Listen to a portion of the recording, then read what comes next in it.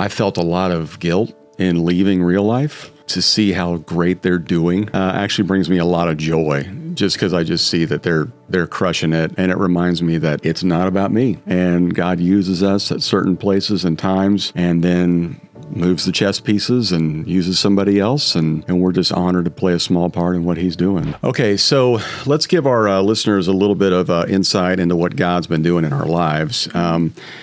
Because this has been a lot of change. So what do you think? Even though, girls, you didn't have to move, you just started going home to a different place. What's God done in your heart, or what have you learned about God through this process, or even what church means to you now that we have a different church? What have you learned?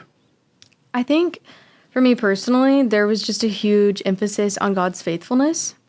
And this was in so many different areas of trying to get adjusted to being at college, trying to get adjusted to going home somewhere else and making new friends and losing friends and just so much change, which I know Lindsay and I aren't the best with change. And so I feel like God just kept revealing over and over his faithfulness to us.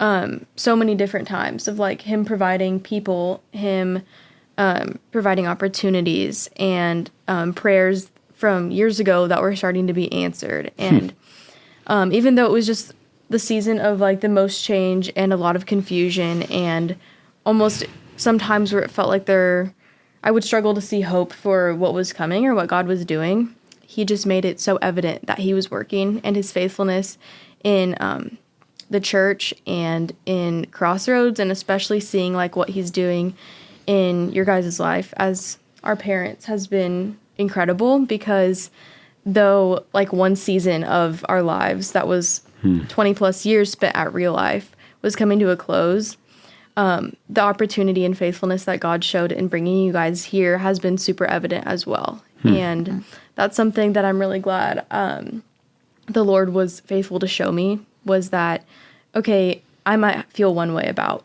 moving, but God is doing a lot through you guys being here. And it really is just an answered prayer for, I'm sure, so many people at the church, but also just for you guys as well, to be able to be closer to family. So with all that to say, I think God's faithfulness is something that he just keeps revealing to me over and over on days when it feels like I'm struggling to see that, or times when it's just really difficult to see that there's hope. I just see God's faithfulness. And so therefore I will continue to hope, because it won't end. That's great, Sid. Yeah. And that's cool for us to hear. Do you guys remember we'd say a lot, even to ourselves, it's not about you. Yeah.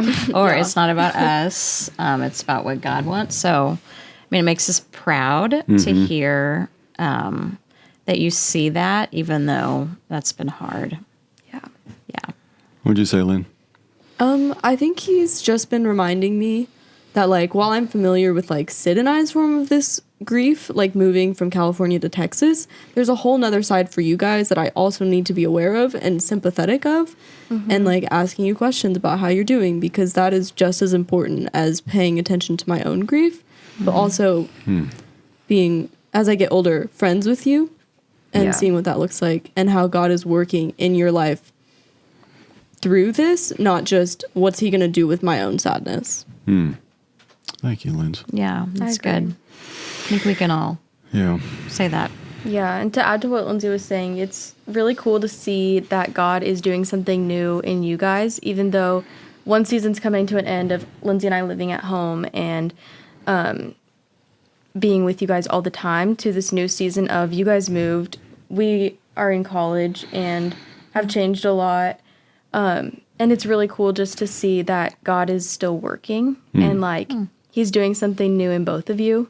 And that even though you're empty nesters, or it seems like the season of life of prime is over, it's actually not. And you're walking into a new season where God is doing so much. So I agree with Lindsay on that. Yeah. I think, personally for me, it has been really refreshing to see how big God is, in that I felt a lot of guilt in leaving real life.